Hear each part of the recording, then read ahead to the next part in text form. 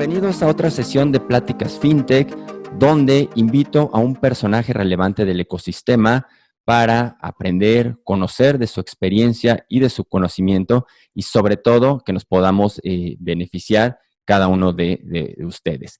En esta sesión tengo el honor de platicar con Baltasar Rodríguez, es arquitecto senior en IBM y también evangelizador tecnológico. Bienvenido, Balta. Muchísimas gracias por la invitación, feliz de estar aquí contigo. No, un honor platicar contigo, muchísima gente estoy seguro que te ubique, te reconoce, no solo por la calidad técnica, sino por la calidad de la persona que eres, que siempre estás dispuesto a participar, como en esta ocasión. En fin, creo que a la gente no le tengo que describir, ¿no? el tipazo realmente que eres. No, mejor no los describas, no los vayas a asustar. No, Walter, de verdad es algo, ¿no?, real y que todo el mundo lo sabe, pero bueno, no voy a detenerme en más halagos.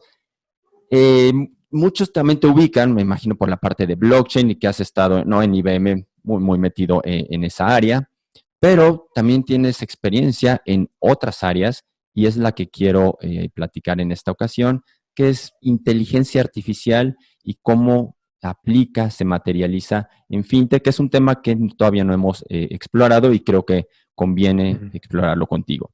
Entonces, antes de entrar, vamos desglosando como en cada sesión, vamos por partes antes de llegar a lo macro. Lo primero, la información cada vez es más. Y muchas veces escuchamos que más información no significa mejor información. Con base en esto, ¿en qué momento podemos considerar que la información que recibimos es útil y nos sirve para algo? Ok. Mira, efectivamente, la abundancia que tenemos de información el día de hoy puede ser efectivamente un activo de las organizaciones para llegar y generar valor con ello, o puede convertirse incluso en una forma de pasivo, algo que nada más te genera costo y que no necesariamente estés logrando materializar valor. Ahí parte del dilema que tenemos es que cantidad y calidad son dos conceptos enteramente distintos con respecto al análisis de la información. Entonces, aquí el punto clave está en utilizar métodos, prácticas y a veces hasta herramientas que nos permitan hacer una correlación entre la data que tenemos y aquellas preguntas que estamos intentando resolver. Esto, que es un concepto que los técnicos llamamos feature engineering o ingeniería de característica dentro de un modelo de información, es una de las partes clave de la ingeniería de información y es una de las razones por las cuales cuando hablamos de inteligencia artificial, por lo menos adentro de IBM nos gusta decir que no puedes tener inteligencia artificial si no hay ingeniería de la información previamente. Entonces, tienes que tener establecidas prácticas para captar información, para curar esa información, para poder catalogarla, para poder limpiarla, para poder verificarla, porque es únicamente basado en la calidad que tiene esa información de entrada que vamos a tener calidad del otro lado, sea en ciencia de datos o sea en inteligencia artificial. Entonces, cantidad, de hecho, puede llegar a ser hasta un obstáculo. Lo que tenemos que hacer es tener plena certeza de que esa información que estamos recolectando es de fuentes fidedignas, que no tiene ninguna forma de sesgo dentro de su captura y que es relevante al tema que estamos intentando resolver. Sin esto, realmente nada más no sirve de mucho. Correcto. Y estabas mencionando ahorita pues, ciertas técnicas, herramientas como inteligencia artificial. ¿Qué otras técnicas o cuando entendemos inteligencia artificial, qué rama de la inteligencia artificial? ¿Cómo podemos aterrizar un poquito esto? Mira, en realidad inteligencia artificial es un concepto desgraciadamente terriblemente ambiguo. Parte de lo que sucede es que desde que aparece el concepto de la inteligencia artificial hacia finales de los 40, principios de los 50 del siglo pasado, empezó como una especie de meta aspiracional y como una gran zona gris de la cual hemos venido cambiando las definiciones a través del tiempo. En concreto empieza bajo una posición de intentar decir que inteligencia artificial era la capacidad de poder dotar a las máquinas, a elementos inanimados, de características que eran intrínsecamente humanas alrededor de nuestra inteligencia. Pero ahí parte del problema era desde definir qué cuernos era inteligencia. Entonces, cuando empiezan las primeras discusiones alrededor de inteligencia artificial, decíamos, mira, en el momento en el que una máquina tenga capacidad de hacer algo mejor que lo que le hace un ser humano, Ok, pero ya tenemos muchos siglos de hacer máquinas ahí. Entonces dijeron, bueno, vamos a acotarlo al tema de la inteligencia. Y entonces empieza a haber discusiones. Por ejemplo, Alan Turing diseña la prueba de Turing para intentar medir que una computadora tuviera inteligencia como para poder engañar a un ser humano de que estaba hablando con un ser humano. En sí la prueba a mí no me volvía muy loco porque creo que era más bien una prueba de lo ingenuos que podemos ser como seres humanos, que las capacidades de las máquinas. Pero bueno, ya el día de hoy tenemos máquinas que rompen la prueba de Turing. Se llegó a mencionar, por ejemplo, en el momento en el que una máquina pueda hacer un manejo lógico superior al que puede hacer un ser humano. Y entonces empezaron las ideas de poder hacer juegos, desde checkers, por ejemplo, en el año 56, o el hecho de que una computadora le pudiera ganar a un gran maestro de ajedrez, cosa que sucede con Deep Blue cuando le gana a Garry Kasparov. Y aún así, esto que eran las grandes metas de lo que era la inteligencia artificial, en el momento en el que las hemos logrado vencer, nuestra definición de inteligencia artificial nuevamente ha cambiado. Pero en términos genéricos, puedes decir que la inteligencia artificial es esta serie de disciplinas que intentan llegar y darle un comportamiento de inteligencia a las máquinas.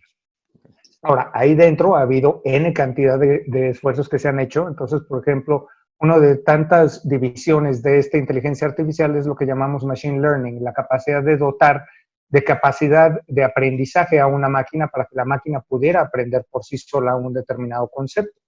Y dentro de esto hemos llegado a algunas técnicas como es, por ejemplo, el día de hoy las redes neuronales y en particular el concepto de deep learning, que es en donde estamos teniendo más boom el día de hoy, de máquinas que utilizan esto para poder aprender y derivar nuevos conceptos de la información en una forma superior a los seres humanos, porque sí tienen una capacidad superior a aprender. Ahora, superior respecto a su velocidad, superior respecto a su calidad, ahí me atrevo a decir que tenemos unas diferencias muy, muy grandes.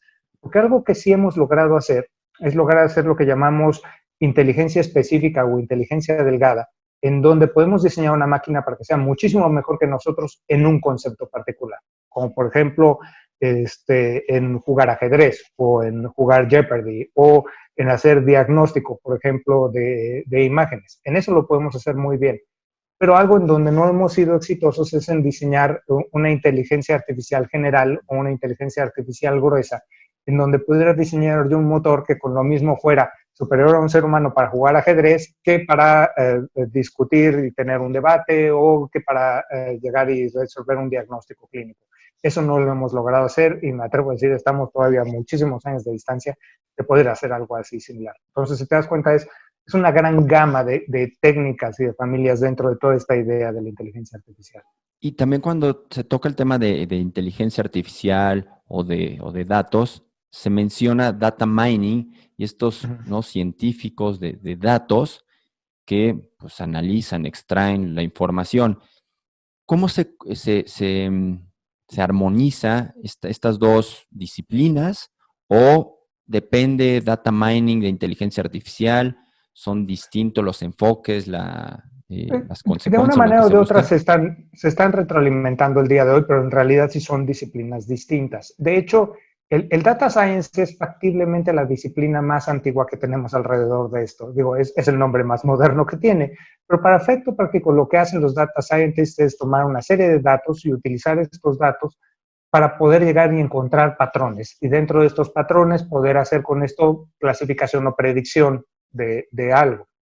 Entonces, la estadística ya era de por sí un ejercicio de data science. Y de hecho es bastante común todavía el día de hoy que las personas que tienen el título de data scientist dentro de grandes organizaciones suelen ser personas con amplios conocimientos de matemáticas o de estadística. Son actuarios, por ejemplo, en su mayor parte.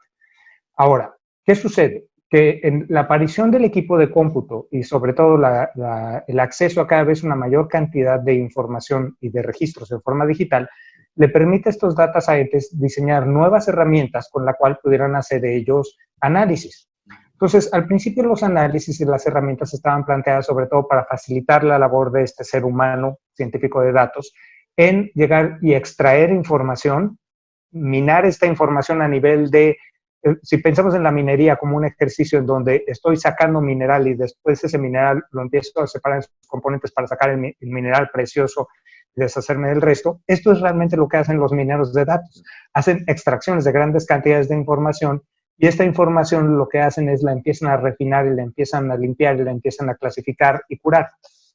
Ahora, algunas herramientas de las que están puestas ahí son herramientas manuales, pero otras herramientas ya son herramientas automatizadas. Entonces, el día de hoy, por ejemplo, ya la inteligencia artificial está ayudando a ejecutar funciones de minería de datos. Ahora, cuando estos analistas, estos científicos de datos también empiezan a diseñar sus modelos predictivos o sus modelos de clasificación de comportamiento, al principio estaba basado directamente sobre algoritmos que ellos diseñaban.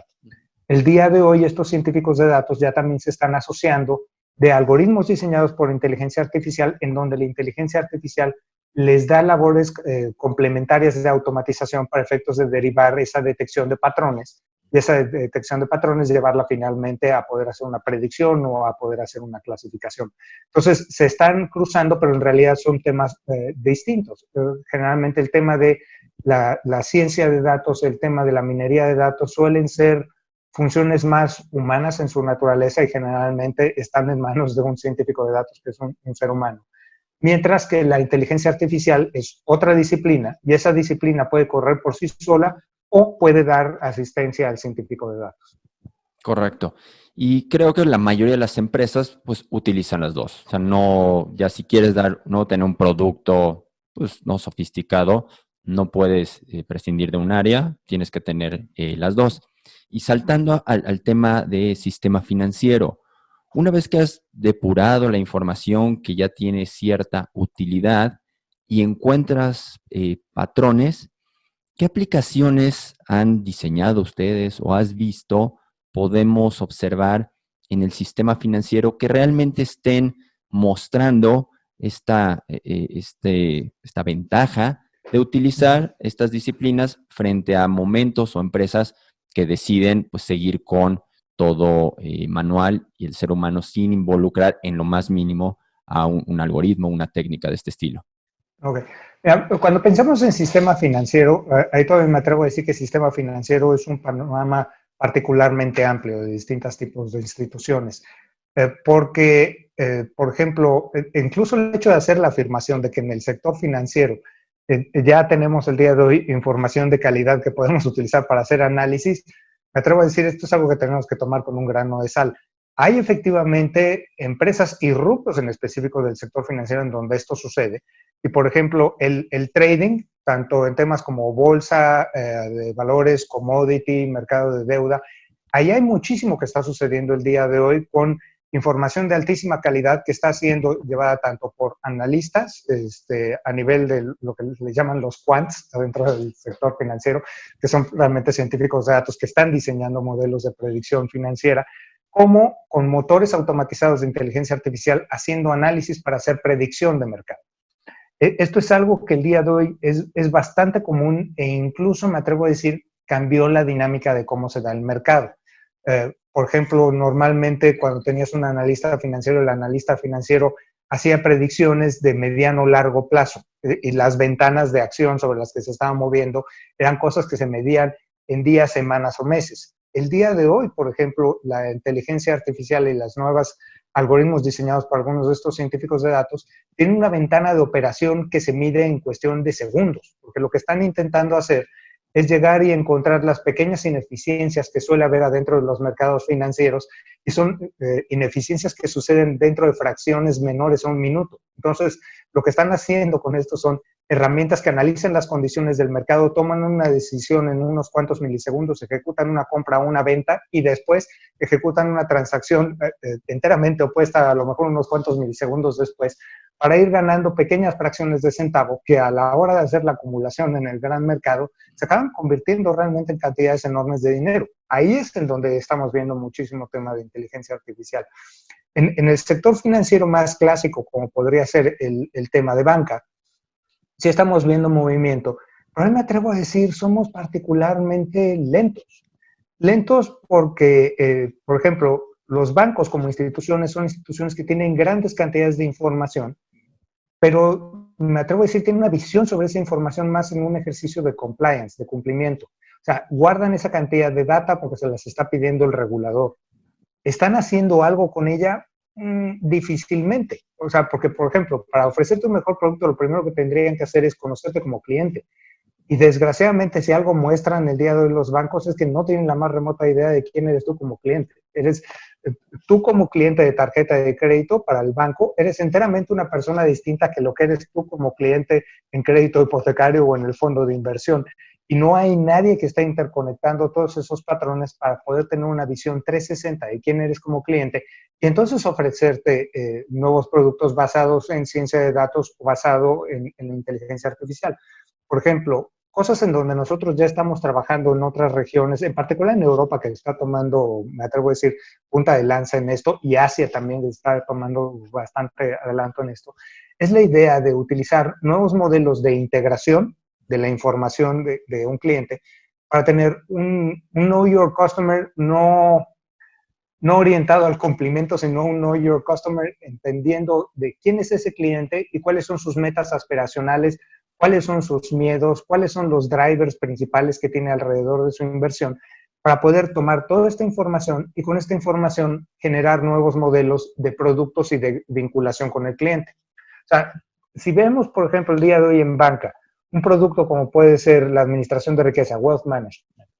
Wealth Management es un producto sumamente poderoso, pero Wealth Management es un producto que el día de hoy generalmente le está llegando al 0.1% de los clientes de un banco. ¿Por qué? Porque está orientado enteramente a ser un producto que le vas a ofrecer a aquellos individuos dentro del banco que tienen un net worth enorme, ¿ok? Y entonces les vas a ofrecer productos de asesoría de inversión. O cuando les ofreces esos productos de asesoría de inversión, ¿por qué no llevas ese producto a otros niveles? No lo llevas porque el costo de hacerlo el día de hoy es enorme. Implica que tienes que tener analistas y ejecutivos para que te estén llevando. Entonces se convierte en una banca boutique, que incluso tienen hasta secciones separadas adentro del banco para atenderte, por el costo. Sin embargo, si le metemos ciencia de datos, si le metemos automatización, algo que puede llegar y suceder con esto es que puedas automatizar la toma de decisiones alrededor de la operación financiera. Y entonces que con esto puedas reducir el costo de ofrecer ese servicio. Reduciendo el costo de ese servicio, podrías llegar y masificarlo y entonces ya no llegar al 0.1%, sino llegar al 10% de los clientes. Y ese sería un impacto enorme. Y ese es un punto en donde siento que el día de hoy la tecnología está puesta para poder hacerlo. Y sin embargo, fuera de Asia y de algunos países en Europa, no veo a muchos países moviéndose para allá. México, por ejemplo, todavía siento que nos falta bastante para poder llegar ahí. Y este es un espacio que, por ejemplo, las fintech podrían llegar y aprovechar con sus modelos innovadores de negocio, en donde yo pueda diseñar estos modelos, pueda tener acceso a tu información y a través de tener acceso a tu información, darte asesoría y sobre todo asesoría personalizada a quién eres tú alrededor de la administración de tu dinero. Y eso puede dar realmente productos verdaderamente innovadores y poderosos. Por ejemplo, tú ahorras dinero, yo ahorro dinero, pero la razón por la cual tú ahorras dinero puede ser enteramente distinta a la mía. Cuando tú haces una inversión, pues sí, todos invertimos para generar mayores rendimientos, pero tú escoges unos instrumentos y yo escojo otros basados en nuestra propia tolerancia de riesgo, por ejemplo. Entonces, un motor de inteligencia artificial podría tomar quién eres tú, cuáles son tus aspiraciones y cuáles son tus miedos, para entonces conformar una oferta de productos o servicios, una mezcla enteramente personalizada a quién eres tú. Algo similar a lo que Netflix hace el día de hoy con las películas que te propone ver, pero alrededor de tu vida financiera. Y ahí es en donde siento que va a venir el gran punch alrededor de la inteligencia artificial en el sector.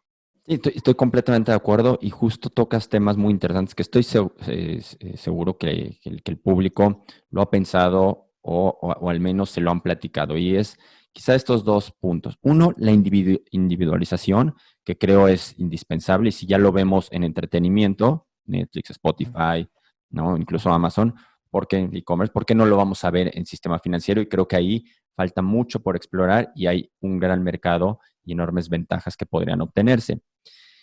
Pero también mencionaste la parte de, para lograrlo, es necesario conocer pues profundamente a las personas, gustos, miedos, tolerancia, no sé, hay un sinfín de factores que se miden para detectar pues nuestro comportamiento y anticiparse, como tú decías, probabilidad a cómo va a reaccionar cada individuo.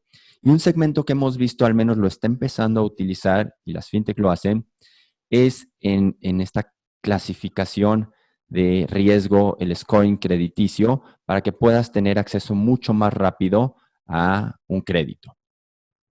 Y ¿no? Muchas han tenido éxito, algunas hasta en segundos. En China, creo que Estima Credit lo hace en segundos. Y pues esto permite, porque utilizas, como tú decías, otros elementos, otros factores, pues tener una visión más holística de cada persona. A lo que voy con esto es que mucha gente critica o tiene no sé si es miedo, pero tiene duda de si realmente el algoritmo no puede ocasionar eventualmente más daños por los sesgos que no todavía contienen. No quiere decir que los humanos no los tengan, pero aquí es un algoritmo que pues luego no sabes bien cómo está funcionando, aunque lo programes. Y como tú decías, tiene un alcance o un impacto que puede llegar a millones de personas y se han detectado casos. Entonces, ¿cómo congeniar o cómo podrías explicarnos qué tan cierto o en qué medida realmente los miedos que se tienen, pues sí son, ¿no? Son de una preocupación real o muchos está sacado fuera de proporción y bueno, es algo con lo que tenemos que vivir, pero da muchos más beneficios. Pues mira, ahí es un poco de todo. Los miedos están fundados enteramente. O sea, un algoritmo puede tener un ejercicio de sesgo, enteramente cierto, y de hecho hay varios casos que demuestran esto. Ahora, ¿debemos de tener mucho miedo de esto? Hay que tener ahí también un granito de sal. ¿Qué sucede? El día de hoy, los seres humanos operamos con sesgo. Es imposible para un ser humano no operar con una forma de sesgo. Invariablemente arrancamos desde un ejercicio de preconcepción. La gran diferencia que tiene la inteligencia artificial, una a favor y una en contra, la que tiene en contra es la escala, porque si mi sesgo genera un impacto negativo, por ejemplo, si llegas tú conmigo y me presentas una solicitud para que yo te otorgue un crédito y yo tengo sesgo, por ejemplo, en contra de las personas con barba, bueno, pues te podría llegar y denegar el crédito. Pero el impacto que tiene mi sesgo es en un crédito en este momento. En un algoritmo, si ese algoritmo está atendiendo ya no a 10 personas, sino a cientos, miles o centenares de miles o millones de personas, entonces el impacto y la escala de una decisión sesgada sería enorme. Entonces, en ese sentido, ese sí es un downside muy fuerte que tienen estos algoritmos. Pero por el otro lado, a la inteligencia artificial sí hay cosas que le puedes hacer para evitar el sesgo, cosa que en los seres humanos no podemos. O sea, en los seres humanos lo que hemos intentado hacer es poner una serie de controles por encima de nuestros procesos para evitarlo y aún así seguimos siendo sesgados. La ventaja que tenemos en los motores de inteligencia artificial es que estos sesgos provienen de elementos clave y esos elementos clave es la data con la que estás alimentando el modelo. Entonces, el día de hoy, por ejemplo, cosas que hemos logrado hacer es, primero empezamos a diseñar una serie de guías de cómo hacer la selección de información para evitar que esa información genere visiones sesgadas adentro de los modelos. Y mejor aún, el día de hoy ya tenemos herramientas automatizadas que nos permiten detectar sesgos. Entonces, por ejemplo, algo que puedes hacer el día de hoy en un motor de inteligencia artificial cuando estás alimentando data para entrenamiento es empiezas a checar las distintas variables y ves si estas variables pueden tener un peso superior a otras respecto a un resultado. Ok, ahora esto es natural. En tus modelos algunas variables van a tener mayor peso. Pero cuando estas variables caen en una serie de catálogos de lo que llamaríamos nosotros los sospechosos comunes para el sesgo, entonces normalmente le agregamos a nuestro modelo una calificación adicional de riesgo de sesgo. Entonces, yo tengo herramientas automatizadas el día de hoy que me permiten llegar y analizar la data con la que estoy cargando y entrenando un modelo para determinar si existe un alto grado de probabilidad de sesgo. Por ejemplo, temas como extracción étnica, temas como preferencias sexuales, temas como edad, temas como género. Todas estas cosas son variables que pueden tener un impacto justificado dentro de un modelo, pero que también por su naturaleza son muy dadas a sufrir de sesgo. Entonces, yo puedo, por ejemplo, alimentar un modelo con información de esta y me va a decir que existen determinadas variables que tienen un determinado factor de riesgo para hacer sesgo. Entonces, esto ayuda al diseñador del algoritmo para determinar fácilmente si hay cosas ahí que no están enteramente justificadas dentro del entrenamiento del modelo. Y entonces que puedes evitar cosas como, por ejemplo, lo que le pasó a Apple con la tarjeta de crédito que estaba otorgando ahora, en donde de repente tenía un sesgo que favorecía a los hombres y que iba en contra de las mujeres. Entonces, con herramientas como estas, podrías haber prefiltrado ese modelo para determinar si estabas entrenando el modelo de manera correcta o no estabas haciéndolo. Entonces, ¿es peligroso? Sí, enteramente. ¿Va a suceder? Totalmente, va a suceder. Ahora, a diferencia del sesgo humano, tenemos mecanismos que nos permiten evitar el sesgo en las máquinas y de una manera muchísimo más efectiva que en los seres humanos. Entonces, tenemos que hacer ahí un poquito de balance. Si hay un ejercicio de riesgo, definitivamente. Y eso es la razón por la cual tenemos que acompañar no nada más de herramientas y de procesos, sino incluso de un método de ética alrededor del diseño de herramientas de inteligencia artificial. De hecho, nosotros ya tiene como 2 años adentro de IBM que hicimos público e invitamos a toda la industria a nivel mundial a sumarse a un código de ética para el diseño de herramientas de inteligencia artificial, en donde, por ejemplo, la detección de sesgos cognitivos es particularmente alta dentro de la formación de ese código de ética. Bueno, pues creo que nos has dado una visión muy clara de dónde estamos parados. Claramente hay que seguir explorando y bueno, esto no se va a detener y bueno, habrá que saber vivir con ello. Qué bueno que hay, ¿no?, estos comentarios que manifiestas de pensar en la ética, invitar a la industria para que cada uno pues aporte y mencione aquello que ha padecido o que podríamos mejorar. Entonces creo que este ejercicio es muy significativo y vamos avanzando de esa manera. Ojalá, y como tú decías, en Europa están mucho más avanzados en este tema, sobre todo lo de protección de datos personales, la privacidad, que impacta claramente los algoritmos. Y yéndome un paso más adelante y pues más cercano al individuo, está toda un área que ha tenido, creo, una explosión interesante durante los últimos años y son estos asistentes. Empezamos por chatbots, ahora ya lo llamamos Smart Assistants y quizá lleguemos a algo como en la película de Hair, que ya esté plenamente conectado con nosotros y sea, ¿no?, nuestro acompañante todo el tiempo. ¿Cómo han ido evolucionando estos chatbots? ¿Qué beneficios ves que en el sector financiero pues estén generando? Y para el futuro, ¿no?, ¿qué podríamos, ¿no?, esperar al respecto? Ok, mira, los chatbots son generalmente el primer punto de contacto que tiene la mayor parte de la gente con algo que dice esto es inteligencia artificial. Y los hay de distintas calidades, o sea, hay chatbots verdaderamente bien armados y sorprendentes, donde hay otros chatbots que, digo, en buen plan, mejor ni siquiera se hubieran molestado en hacerlo. O sea, eh, ahora, ¿qué estamos haciendo con los chatbots? Los chatbots realmente lo que estamos intentando hacer es reinventar la manera de hacer la interacción en contra de los usuarios, y ese es su principal valor. Ahora, hay distintas maneras de percibir esto. Hay lo que llamo yo la manera equivocada de percibir la idea del chatbot. O sea, número uno, un chatbot no es un frequently asked question, no es un FAQ. O sea, si es un FAQ, estás días mejor con un FAQ que con un chat. La segunda es, el chatbot no es necesariamente una herramienta de reducción de costo. Esto es una de las cosas que ven muchas instituciones y sobre todo en banca, que ven la idea de poner un chatbot como un sustituto al call center. Y a mi juicio no es un sustituto de un call center. Es una manera en donde el servicio de un call center se va a hacer mejor. ¿Ya qué voy con esto? Si tú analizas, por ejemplo, cualquier centro de contacto, y no importa si es en banca, telecomunicaciones o donde sea, algo que te vas a topar es que, siguiendo a Pareto, hay el 80% de esas transacciones que tienes generalmente van a caer en un grupo de 5 a 6 preguntas. Hay 5 o 6 preguntas o 5 o 6 servicios que abarcan el 80% de todas esas llamadas. Okay. Entonces, el hecho de poder tener un chatbot como un primer punto de atención, un primer punto de detección de cuál es tu necesidad, y si tu necesidad cae y es detectada como una de esas 5 o 6 preguntas rápidas, entonces lo que puede hacer es el chatbot te puede atender. ¿Qué implicaría esto? ¿Que te vas a deshacer de tu call center? No, para nada, porque todavía hay un 20% de preguntas que están ahí atrás que pueden ser preguntas de alto valor. ¿Okay? Entonces, sigues necesitando ese call center. ¿Vas a reducir el tamaño del call center? No, no necesariamente, porque el día de hoy ya esos call centers están reducidos a su mínimo nivel de expresión.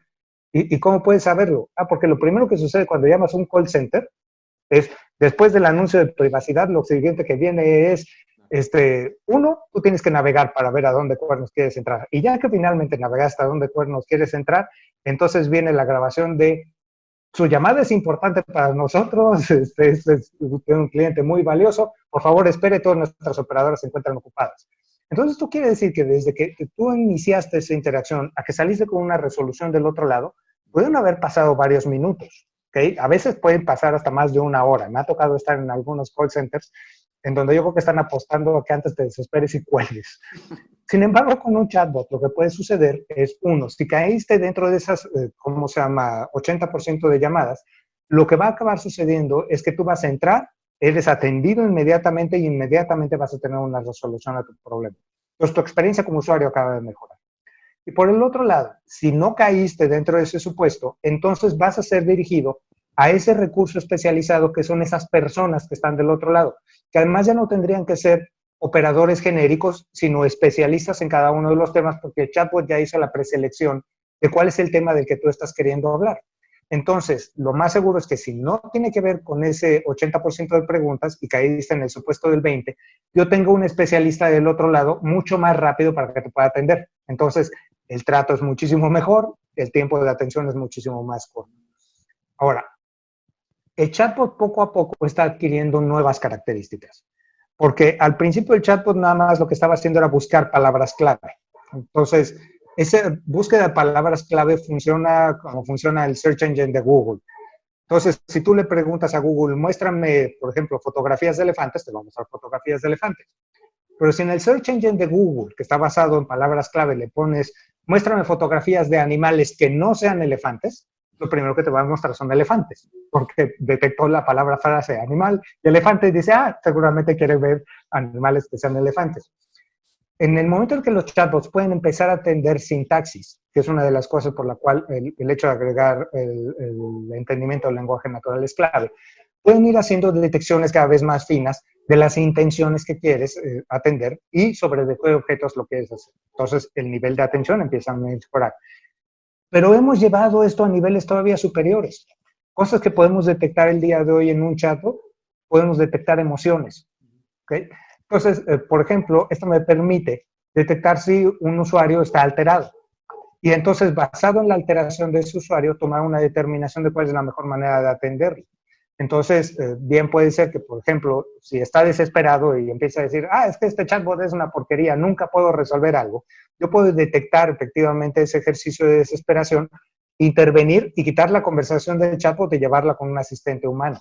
O si en una conversación, sea con un chatbot o con un asistente humano, detecto desesperación alrededor de la falta de resolución, puedo llegar e intervenir y tomar la decisión de reenrutar esa llamada con un especialista del tema. Entonces, poco a poco, detectando estos grados más finos dentro de la interacción humana, estamos logrando hacer mejores sistemas de atención. Ahí el reto es que de repente tenemos que caer en un lado más soft. O sea, ya no es algo tan sencillo como decir la palabra clave. Tengo que detectar el significado, tengo que detectar la emoción, y a veces ese significado está oculto, y mucho en el caso mexicano, en un ejercicio de sarcasmo. El mexicano cuando se desespera es muy dado a caer en el sarcasmo. Si tú intentas interpretar palabra por palabra lo que está diciendo, de repente tu interpretación va a ser enteramente distinta. Pero así cuando dicen, no hombre, qué maravilla de servicio dan ustedes, así como si son unos cretinos, el otro va a decir, su frase fue una frase positiva. No, o sea, ya cuando puedes hacer esa detección fina, por ejemplo, detectar sarcasmo, puedes hacer cosas distintas.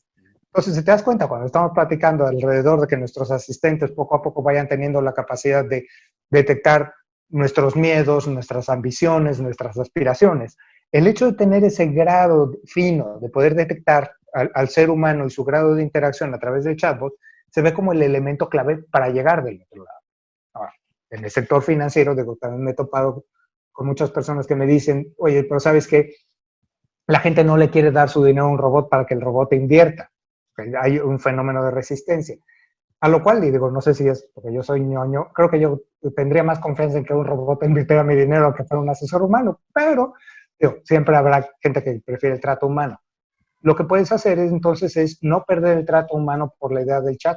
Algo que ya el día de hoy también estamos viendo con mayor frecuencia es la idea no tanto de un asistente de atención directa al usuario, sino asistente que atiende a la gente. O sea, el día de hoy, por ejemplo, cuando tú llamas y te atiende un agente humano, tu experiencia va a depender de qué tan bueno o qué tan malo es ese agente. Y al final del día, lo que tienes es la tómbola del IBR que está disparando llamadas a los distintos agentes. Entonces, si de repente ese día andabas de suerte y te mandó con el mejor agente, tuviste una experiencia excelente, pero si te mandó con el peor de los que tenían adentro del call center, la experiencia es horrorosa. Ahora imagínate que yo pudiera utilizar el mismo chatbot y esta capacidad de entender el lenguaje humano para monitorear la llamada. Una llamada en donde tú como usuario humano estás hablando con un agente humano y de repente este robot está escuchando la llamada. Y escuchando la llamada puede hacer sugerencias como, mira, el problema que está describiendo se ha resuelto en un 80% de los casos utilizando este patrón. O tu cliente tiene estos productos y está reportando este problema normalmente para personas en esta situación, le sirve que le sugieres cambiarse del producto A al producto B, que cambie de mecanismo de inversión. Y entonces puedes seguir manteniendo ese trato humano, pero ahora lo que empiezas a hacer es, empiezas a estandarizar la respuesta de esos agentes humanos, haciendo que todos tus agentes se conviertan en tu mejor agente. Entonces, si te das cuenta, ahí lo que estamos viendo ahorita, estamos viendo la etapa más incipiente del asistente humano. O sea, son trucos estúpidos de cómo le hago para entender voz, por ejemplo, cuando estoy hablando con Siri, con Google o con Alexa. El verdadero trasfondo viene cuando esos chatbots empiezan a adquirir la capacidad de entender las sutilezas del lenguaje, cuando pueden entender temas como la intencionalidad de la voz que yo estoy utilizando para efectos de hablar, para detectar si hay sarcasmo, si hay miedo, y poder reaccionar acorde. Y es hacia allá, hacia donde ya el día de hoy estamos, y estamos moviéndonos cada vez más fuerte y más rápido. ¿Podría generar miedo? Definitivamente. Pero la cosa curiosa es que el día de hoy, por ejemplo, la inteligencia artificial que está atrás de tu Netflix dice más de ti que la inteligencia artificial que esté atrás de un banco. ¿Por qué la gente no cuestiona dos veces? El día de hoy, cuando tú estás viendo una película, estás alimentando ese motor. Cuando las distintas personas dentro de tu casa tienen cuentas distintas adentro de Netflix, están hablando acerca de las predilecciones y preferencias y emociones de todas las personas adentro de tu casa. Esto es terriblemente poderoso, es bastante más poderoso que la cantidad de dinero que tienes. ¿Por qué no lo cuestionamos? Porque es práctico. Porque es práctico que llegas, enciendes Netflix y en menos de 5 minutos ya sabes perfectamente qué es lo que quieres ver, en lugar de tener que estar navegando por miles y miles y miles de títulos. Lo mismo va a acabar sucediendo aquí. Mientras yo tenga una manera de darte un producto que no te haga sentir amenazado y que te otorgue un beneficio, la gente lo va a empezar a consumir. Muchas veces ni siquiera va a pensar dos veces alrededor de lo que está atrás de eso. Sí, de acuerdo, y, ¿no? Y tocaste un tema importantísimo que es la conveniencia frente, en algunos casos, la privacidad. Y bueno, metemos el caso de Facebook, el caso de Instagram. ¿Cuánta información extraen de nuestra experiencia como persona? Toda, ¿no? Nos conocen mejor y pueden predecir mejor lo que vamos a hacer. Y sí, en los últimos años ha salido mucho en torno a Facebook, pero tú, como tú lo decías, Netflix, Amazon, más o menos Amazon, pero Spotify y prácticamente, pues todos los productos y servicios, un componente de inteligencia artificial empiezan a adquirir, pues, que es el llamado Internet of Things, ¿no? Que se le van incorporando ciertas cosas. Y digo, nada más para los últimos datos, la cantidad de smart speakers que se han vendido en el mundo en los, ¿no?, últimos 2, 3 años, que tienen justo Alexa, que pues está detectando, está almacenando y generando patrones de cada uno de los consumidores. Pero bueno, como es, ¿no?, le cuentos a los niños y es para pedir, ¿no?, ¿no?, productos a la tienda, pues no, como tú le decías, no lo vemos tan, ¿no?, tan alarmante. Pero bueno, es cuestión de suavizar esta interacción para que lleguemos eventualmente a servicios financieros y mucho más. Y para terminar, creo que es algo que a todos nosotros, pues sí, nos preocupa y cada vez suena más en el entorno, que es, bueno, están increíbles todas las técnicas, todas las aplicaciones que nos has platicado, pero no, como en muchos casos escucho que pues el ser humano, la persona, está siendo relegada para pues cada vez actividades pues, no más monótonas, menos interesantes y pues eventualmente esto no va decreciendo, cada vez son más poderosas las herramientas. Entonces, vuelvo a lo mismo, esta preocupación que se manifiesta desde candidatos, ¿no? Que ya Yang ya no es candidato demócrata, pero lo fue y se expresó que los algoritmos van a reemplazar a los humanos, entonces tenemos que tener este ingreso mínimo, y en fin, una serie de políticas. Pero tu visión de la relación humano-máquina, ese ya existe, pero inteligencia artificial, deep learning y los avances que vamos a ver con el ser humano, ¿cómo va a funcionar en el futuro? Ok. Bueno, aquí aclaro que sobre todo lo que voy a exponer ahorita es mi percepción muy particular. Yo, mira, definitivamente no creo que las máquinas se vayan a volver locas y nos vayan a dominar. Tendría que haber un muy buen modelo financiero atrás de eso y mientras no lo exista, no creo que lo vayamos a hacer. Hacer inteligencia artificial cuesta una lana. Pero algo que es muy cierto es este pánico ante la idea de la automatización y la automatización como un mecanismo para deshacerse del ser humano es viejísimo. O sea, de hecho, el concepto del ludismo existe desde realmente los albores de la revolución industrial, en donde de repente Ludo en Alemania se empieza a levantar y a quemar telares automatizados en las plazas públicas de Alemania por el pánico a que fueran a quitarle el trabajo a los seres humanos. ¿Okay? Entonces estamos hablando de un fenómeno que tiene siglos de existir. Y se ha repetido que hay un punto en donde John Maynard Keynes le preguntan acerca del impacto que iba a tener la automatización, sobre todo de salida de la Segunda Guerra Mundial. Y él decía que en su análisis histórico y económico de la automatización, algo que le había quedado muy clara era que la automatización va a acabar con algunos trabajos. Eso es indudable. Pero la automatización nunca va a acabar con el trabajo. Al final del día, nuestras soluciones acaban generando nuevas necesidades. Y así como el día de hoy la inteligencia artificial ya está cambiando algunos de los trabajos y está costando algunos puestos laborales, también por el otro lado está abriendo nuevos puestos laborales. A lo mejor, digo, la discusión puede estar abierta si los cierra más rápido de lo que los abre. Definitivamente siempre va a haber una temporada de ajuste. Pero al final del día, en todos los ejercicios de automatización que hemos tenido, y mira que hemos tenido un friego de ellos desde la invención de la rueda para acá, no ha habido tal cosa como una automatización que realmente acabe con el trabajo. Los tenemos que reinventar. Ahora, aquí la cosa curiosa es que más que tener miedo a esto, yo creo que algo que debemos de aprender de ver la historia es que el cambio es inevitable y el futuro va a acabar llegando en algún punto. Y que ante esto nosotros siempre tenemos una de tres opciones. Podemos decidir ser testigos del cambio, podemos decidir ser actores del cambio o víctima del cambio.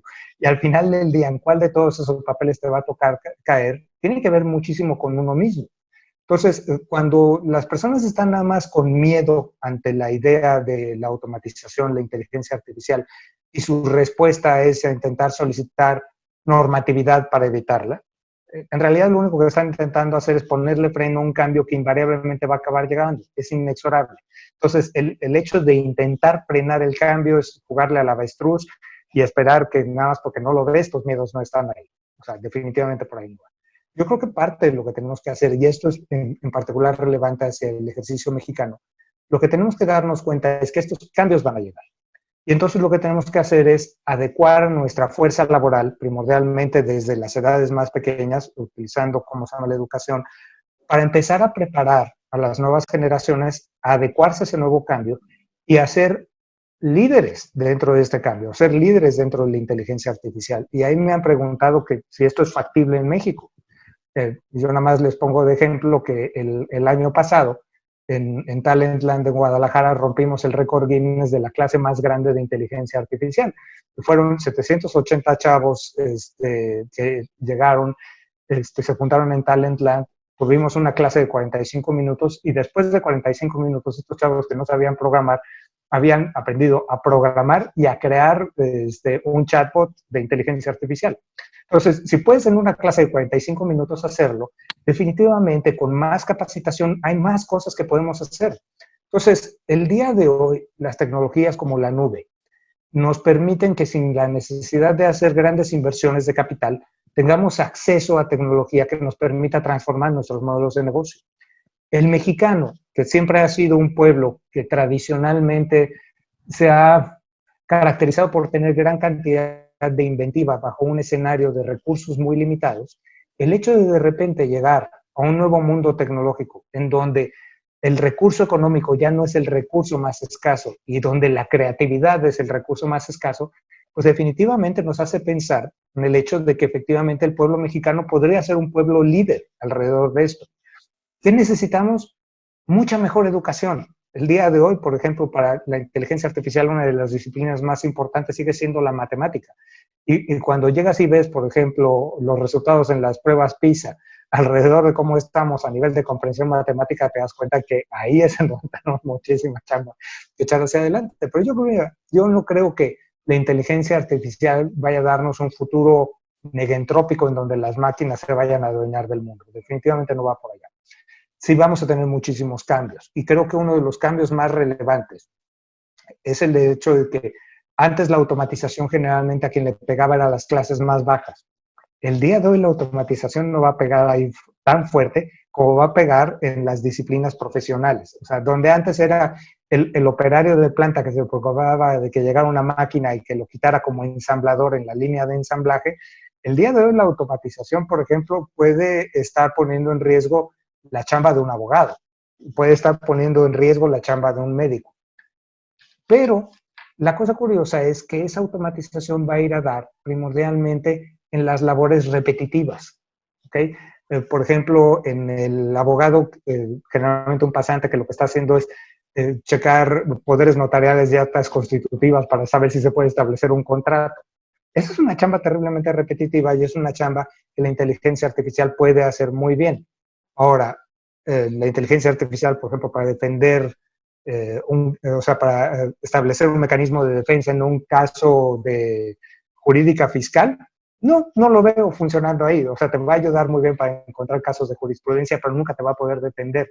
Entonces, yo creo que realmente lo que nos están haciendo el día de hoy en las labores profesionales es, se va a deshacer de mucha de esa chamba repetitiva, pero eso mismo te va a dar oportunidad entonces para brillar en las zonas en donde no está esa chamba repetitiva, en los lugares en donde definitivamente tu conocimiento y tu creatividad tienen un verdadero valor. Entonces, el futuro no está en seres humanos o en inteligencia artificial, sino está en un ejercicio de coexistencia entre los dos, en un ejercicio de inteligencia aumentada, en donde la inteligencia artificial se vea potenciada por tu propia inteligencia natural y entre los dos tengamos un mecanismo muchísimo más poderoso. Entonces, el futuro no es uno contra el otro, es uno asociado del otro. Así me tocó en una ocasión platicando con unos abogados en donde uno me decía, oye, es que Watson, la inteligencia artificial de IBM, le va a quitar la chamba a los abogados. Y antes de que yo pudiera contestarle, otro abogado que estaba escuchando la conversación dijo una frase que a mí me pareció soberbia. Dice, no estás entendiendo. El tema no es si Watson le va a quitar la chamba a los abogados. El tema es que los abogados con Watson le van a quitar la chamba a los abogados que no tengan Watson. Y dije, ok, sí entendió de qué se trataba la película. Y ese es verdaderamente el tema. No se trata de defendernos de la inteligencia artificial. Se trata de apalancarnos y asociarnos con ellos para formar una nueva forma de simbiosis y de desarrollar con esto un nuevo mecanismo de conocimiento. No, buenísimo, me gusta y comparto esa visión. Creo que la mayoría va a poder conectar con esto que nos acabas de transmitir. Y tienes mucha razón, hay que poner énfasis en la educación, en la formación, para ser mucho más flexibles, adaptarnos a lo que venga y no ver a las máquinas con miedo, con recelo, sino a los algoritmos, por no decir robótica ni Terminator, nada de eso, sino un algoritmo, sino como un aliado, algo que puede aumentar, inteligencia aumentada. Y ya lo vemos tal cual cuando usamos nuestro celular. Si no lo ves como que aumenta tu inteligencia en poder buscar información, poder hacer todos los procesos a través de un smartphone, es claramente una inteligencia aumentada y pues solo ha mejorado, ha facilitado, ha hecho la vida yo creo que mucho mejor para las personas en grandes, ¿no? Factores o elementos. Habrá otros que me digan, bueno, sí, pero ha cambiado y no me gustan este tipo de experiencias, cierto, pero creo que en una suma general es positiva que negativa. Entonces, comparto esta visión. Y para terminar, siempre hacemos una sesión rápida de preguntas para conocerte un poquito más a nivel personal. Y la primera, me gustaría que nos comentaras, que nos platicaras, si pudieras invitar a tu casa a cenar a cualquier persona del mundo, viva o muerta, ¿a quién te gustaría tener como invitado para platicar y cenar? Esa me es particularmente clara. Yo invitaría a Sócrates. O sea, para mí Sócrates es tranquilamente la figura histórica con la que más congenio y con la que también más discutiría seguramente, pero sobre todo yo creo que una de las razones por las cuales escogería a Sócrates es que a él lo considero como el verdadero padre del pensamiento crítico y que siento que la única manera que tenemos para llegar y reconformar la vida para hacer algo mejor es a través de tener pensamiento crítico y sobre todo basarnos en el hecho del desarrollo de verdadero conocimiento para transformar al mundo. Buenísimo. Hoy creo que la música también es algo que te llama, que te gusta, Conmueve. ¿no? Un poquito. Si pudieras elegir libremente una época donde se dio un género musical para vivir, quizá la viviste, quizá no, pero si pudieras lanzarte así como a esos años donde estaba este género musical, qué años escogerías? ¿Qué género te llama no? ¿Por qué razones? Mira, en realidad yo creo que el día de hoy vivo en el espacio musical que más me gusta, aunque lo mismo podría haber dicho en casi cualquier época, porque a mí lo que me agrada es la novedad.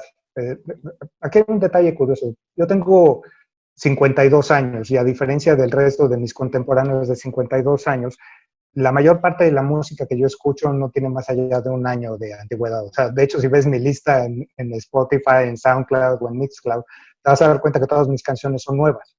Eh, Tengo una especie de desperfecto en el oído que hace que cuando una canción tiene un poquito más de un año la empiezo a oír plana y me desecho de ella. O sea, así, para mí una sesión de nostalgia es particularmente difícil en el terreno musical. Entonces, mientras haya música nueva, yo creo que para mí sería llamativo. ¿Por qué creo que el día de hoy me llama más? Porque siento que el día de hoy tenemos cada vez más variedad y cada vez una velocidad mayor de novedad. Entonces, para mí es como estar como niño en dulcería. Cada vez hay más cosas nuevas que escuchar, música de distintas partes del mundo que escuchar, música en distintos idiomas que escuchar. Entonces, eso me lo hace particularmente llamativo. La velocidad del cambio es lo que me llama. Sí, no, es increíble, por ejemplo, en Spotify no acabas. La cantidad de listas y de nuevos productos, canciones que salen cada semana, ¿no? Es Enorme. interminable.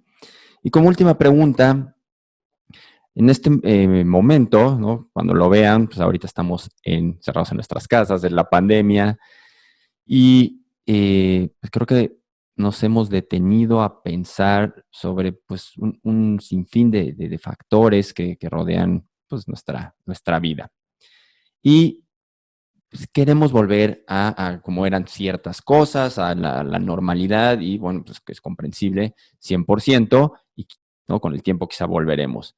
Pero lo que les he preguntado a la mayoría de mis invitados es, ¿qué has aprendido o qué te ha gustado de este momento que cuando regresemos, cuando las cosas ¿no? empiecen a mejorar y el mundo se abra de nueva cuenta, quisieras que no se perdieran, que se mantengan y que no olvidemos este momento y podamos seguir llevándolo con nosotros? Muy buena pregunta. Yo creo que la cosa más curiosa que me tocó aprender durante esta cuarentena es, digo, por hacer la analogía, si yo fuera planta, ya me doy cuenta que yo soy planta de sombra. Es, me ha ido muchísimo mejor estando encerrado. Digo, hay algunas cosas que sí han sido más intensas. Los horarios de trabajo se han puesto más intensos. Es una tras otra. La posibilidad de levantarme de mi silla me ha costado bastante trabajo últimamente, pero en lo particular, el hecho de estar en casa, el hecho de estar con mi familia, el hecho también incluso cuando estoy trabajando con otras personas a través de la videoconferencia, el hecho de tener contacto con las familias de las otras personas tiene un efecto verdaderamente humanizante. Cuando estás afuera en una oficina, cuando vas a ver un cliente, ahí se guardan una serie de composturas, hay cosas en donde, por ejemplo, incluso si tomabas una llamada de la oficina, la tomabas en casa, y alguien hacía ruido, era que no se enteren que estoy en casa, ¿no? Sí, El ¿no? día de hoy todos estamos en casa. Y el día de hoy estás en una conferencia con un director general de un banco y de repente su hija empieza a llorar o empieza a venir, oye, papá, es que ya te extraño. Entonces, este fenómeno humanizante ha quitado bastantes de las barreras. Eh, Tú sabes que a mí me fascina hablar en público, continuamente estoy dando conferencias de a una por semana. Y yo creí que me iba a sentir particularmente encerrado de tener que estar en casa. Y me doy cuenta que de la forma más rara no extraño estar allá afuera. O sea, estoy muy contento de estar en casa, de tener mucho más tiempo para poder estar con mi familia. O sea, esas definitivamente son cosas que no me gustaría perder regresando. Ahora, ¿qué hay cosas a las que me gustaría regresar?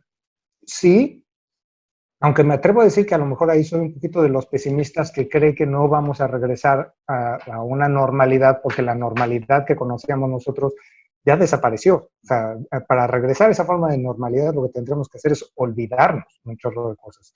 Y yo creo que ese olvido nos va a tomar un rato. Económicamente también regresar a donde estábamos. Digo, compartimos varios foros en donde ya esto se ha discutido N veces y dicen que soy un pesimista porque yo digo que estamos por lo menos a una década de distancia de estar como estábamos antes. Yo creo que realmente lo que tenemos que hacer como sociedad es reinventarnos, darnos cuenta de que muchas de las cosas que considerábamos que eran esenciales y básicas, esto ha demostrado que no eran esenciales y básicas. El contacto frente a frente, los viajes de negocio, el continuamente tener que estar, o sea, por ejemplo, yo cada rato tenía que volar a Monterrey o a Guadalajara para tener una conferencia de 1 hora. O sea, en buen plan esas cosas ya no tienen cabida. El día de hoy, tantas reuniones que podían haber sido un correo electrónico, creo que hemos demostrado que había muchísimas de estas. Digo, sí creo que también extrañamos ese contacto humano y que regresando a ese contacto humano, el día de hoy le tenemos que dar el justo valor que tiene. O sea, tenemos que darnos cuenta de que el hecho de estar en contacto con otra persona físicamente es un verdadero privilegio y que como tal no deberíamos de estar desperdiciando ese contacto para cualquier tontería. Deberíamos de estarlo guardando para esos momentos verdaderamente esenciales en donde tiene sentido. Y que nos tenemos que dar cuenta de que vamos a regresar a un mundo muy distinto y que lo que tenemos que hacer es, lejos de estarnos peleando el uno con el otro en divisiones y posiciones políticas o posiciones sobre criptoactivos o no, lo que tenemos que hacer el día de hoy es más bien ver cómo podemos hacer para colaborar, para construir una nueva realidad. No es una reconstrucción. Lo que vamos a hacer ahorita es vamos a construir algo enteramente nuevo, basado en las experiencias que hemos tenido dentro de esta temporada particularmente especial. Digo, trágica en algunos sentidos, pero también mágica y transformadora en otros.